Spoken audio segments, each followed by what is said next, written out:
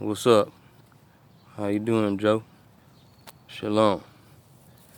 I just want to show you all this dirt. If you look at this dirt, it's completely broke down now. Look at that dirt. Broke all the way down. If you look at the video before this, it was a look, it wasn't completely broke down, but now it's breaking down. Almost ready to start planting stuff. I just need to start some more. Faith without works is dead. Without moving your feet neither. So faith without footwork is dead too. Look at that, man. Ain't this beautiful? It's my first time ever making it, Joe. I'm too happy. Start planting me some food. Now I want to read something to y'all in a way, because I've been up under another study of another assembly. And these brothers been breaking down the word. Some of the Christianity people, a lot of them we know that they're not saying that they're wrong, but they're taking the word out of context and they're not reading the line upon line. Not even some of we know the Israelites on the corner are, they not doing it right. They teaching hate. But for the Israelites that are teaching, you know what I'm saying, right, and are, you know what I'm saying, not teaching hate, even them can miss the mark. We all can miss the mark. That's not what I'm saying. I'm not saying nobody's perfect. But I learned something, you know what I'm saying? Even about the fallen angels. Yes, it was fallen angels, but angels don't have sperm. So fallen angels did not mate with humans or these women. It said the sons of man. Who was the sons of man? Cain was the bad line, and Seth or Adam or Seth through Noah was the good line.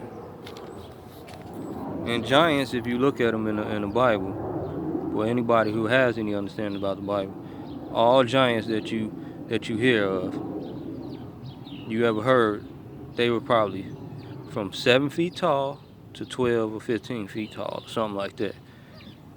If you was around, matter of fact, all the people from Seth on down to Noah, if you think about it, they probably was tall.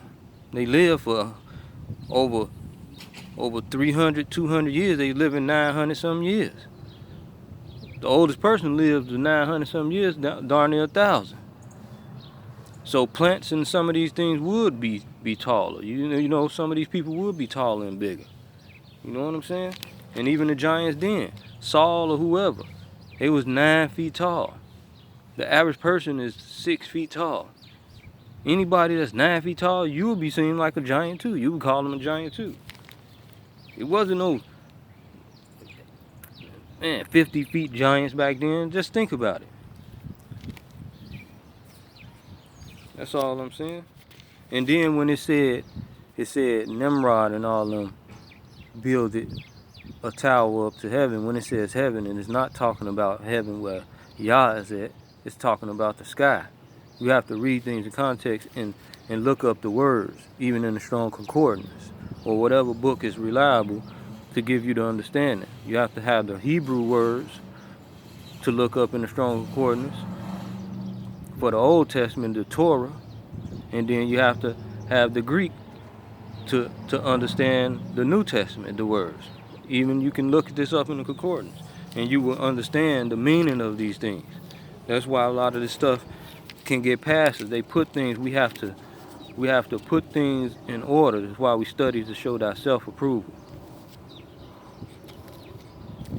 The people who put these words into the Bible, they was just putting them mostly probably in their understanding, but at the same time, you have to look up the words to get the meaning. Even names mean something. And before I end this, I'm gonna tell you something from Adam to Noah.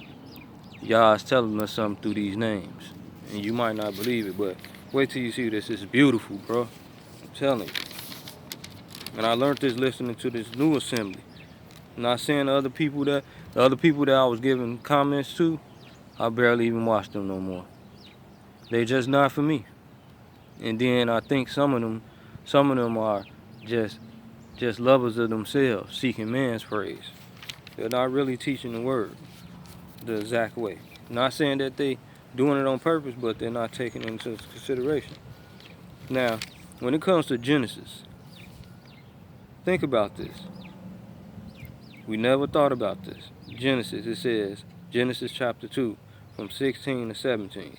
It says, and Elohim Yah commanded, he commanded the man, saying, of every tree of the garden thou mayest eat freely. He may eat freely. 17. But of the tree of knowledge of good and evil thou shalt not eat of it. For in the day that you eatest thereof you shall surely die.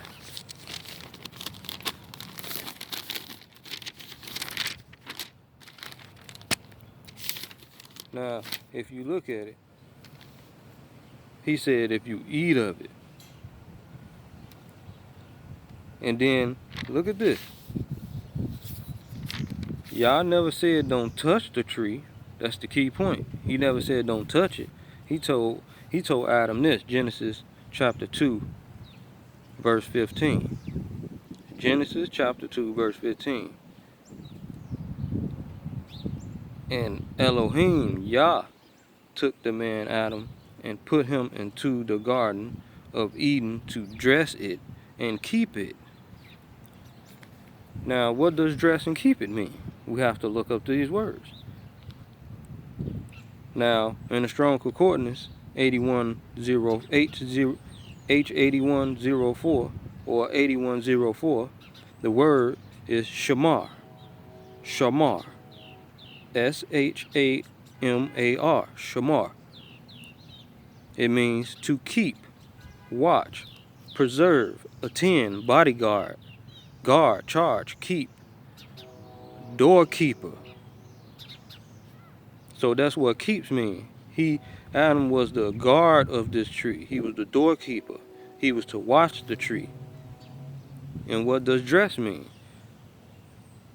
Dress, in the Strong Concordance, it means abidah. A-B-I-D-A-H. Abidah. What does this mean? It means work, service. It means work or service. So in order to keep a tree, you have to touch it, right? You have to do what you have to do to plants and trees. You have to water it, touch it, and clean it. He didn't say you wasn't going to die because you had to touch it. He gave him the command, Adam. He made man first. It doesn't matter if he touched the tree. What matters is if you eat of it. Follow Yah's commandments and be obedient. Don't add to it. He never said don't touch it. He told Adam not to eat it. Now Eve went and touched it. She should have came to Adam first and asked him what does he think of the matter. About this serpent telling her he said it would be good and evil. She already knew not to eat of it, but now she wants to feel exalted and she wants to eat of it because now she wants to feel some type of way. Now, what does that sound like? She wants to, yeah, I want to have knowledge. I want to do this. Yeah, I want this. You know what I'm saying? Thinking of herself instead of following his commandments. And most people in the world, they say, we all used to say, why would he test man and put the tree in there anyway and all that? First of all,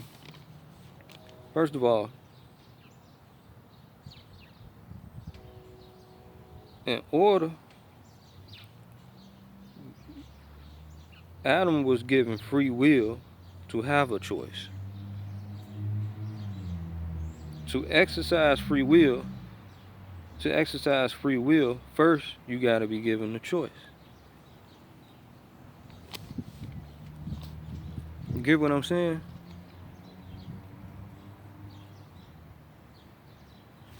And just to prove this to you, he just to show man that you can trust in him and just to follow his commandments. It wasn't a test to put him in the garden. He makes man first out of something, out of dirt. So the Big Bang Theory can't be. You can't put so if we put a piece of wood, metal, any material, any substance in the world and just sit it there, you think it's gonna evolve out of something? That don't make no sense. So he makes man first out of the dirt. He molds him. Then he breathes air into his nostrils. And now he's alive. And after Adam is alive, he makes Adam. And then Adam is watching Yah make the plant, the garden, and whatever else that day. Then he sits him into the garden. I got this thing I want y'all to listen to after I finish this. Next, he creates a woman from the side of his ribs. A womb, he put a womb in the side of his body. And he makes it from the side of her rib, from the side of his ribs. What does that rib do? It covers his heart. See what I'm saying? They have some type of symbolical meaning. Now this woman is not in front of us or in back of us. She's on the side of us. She is important. Nowhere in the Bible does it show that the woman is important. That's just somebody that's coming along trying to exalt themselves, or women just want to be so much independent or feminist. They don't understand that it's an importance in order. It's a very good importance in order. That woman is on the side of you. It's a reason. She came out your womb, and it's like almost like he did surgery on the man. So the hospital and these doctors, y'all was the first real doctor. There go your proof. And he rested after that on the seventh day, on the Sabbath day. It's an importance in this. Out of all of this, Yah is proving himself to Adam first. He's showing him what he is doing. He made the garden for him. He made the woman for him. He gave him charge over all the animals that Yah had made for him. Adam gets to name the animals. He giving him food. Yah giving him food. Yah giving him this food that he ought to eat, or suppose or should eat. But don't eat of the tree of knowledge of good and evil. He never said don't touch it. In all of this, Yah is showing Adam his power so that he can trust in him. You got to have self-control, discipline, and don't break Yah's commandment. It don't matter if I put a phone down or some money or whatever it is I put down, and I tell my child, don't touch it. I ain't gotta explain to you what it is, what's the benefits, or why you shouldn't touch it. I said don't touch it. Now when you go to touch it, it's probably something that's there that can hurt you. It's the reason why I told you not to touch it. If you just don't touch it, then you won't go through nothing. You see what I'm saying? You won't go through the problem of what I told you not to touch. That's not tempting. I just told you not to touch it. I'm the parent. I ain't got to explain nothing. Now, look at this, Genesis 3 and 8. I want y'all to ask y'all, did y'all ever notice this? Genesis chapter 3, verse 8. And they heard the voice of Yah, of the Most High, Yah, walking in the garden in the cool of the day. Now, most people would be saying, Yah, God was walking through. No, listen, who you think this is? And they heard the voice of the Most High, Yah, walking in the garden in the cool of day. That was YAHUSHA HAMASHIACH. If you think about it, he is the voice, he is the word of Yah. Yah ain't move off that throne, and Yah ain't, you see, get what I'm saying? If you look at it, That's who was walking through there. That's beautiful. Now look at this. Now I'm finna show you something. Adam means man. If we look it up, we know Adam means man. Seth means appointed. Get what I'm saying? And Enos means mortal.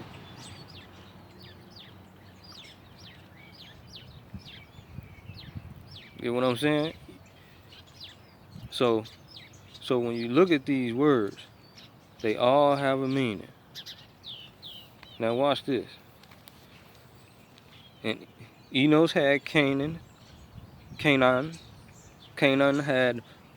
Mahalalel. Mahalalel had Jared. Well, Yared had Enoch. Enoch had Methuselah. Now all these names mean something. If you look at the line of them, of the order of them too, it all goes down. Now watch this. I'm finna tell you from Adam on to Noah. Noah means something, and it's telling you something.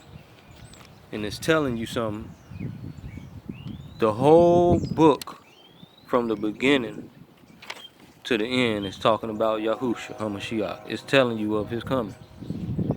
Now watch this. From Adam to Noah.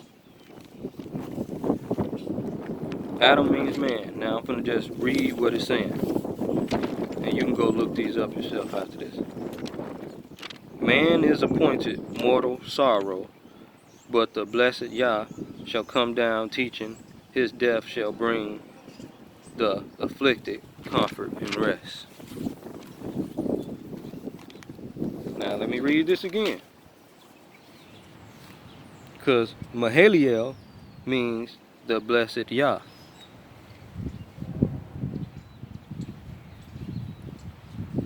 Or the blessed Yah. You know what I'm saying?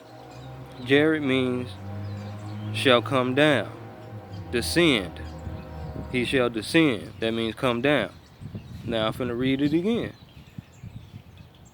From Adam to Seth, on down to Noah, Yah is telling us a story through these meanings of these people's names. Man is appointed. Man, which is Adam. Seth is appointed. Enos is immortal. Canaan is sorrow, but the blessed Yah shall come down, teaching. His death shall bring the afflicted comfort and rest.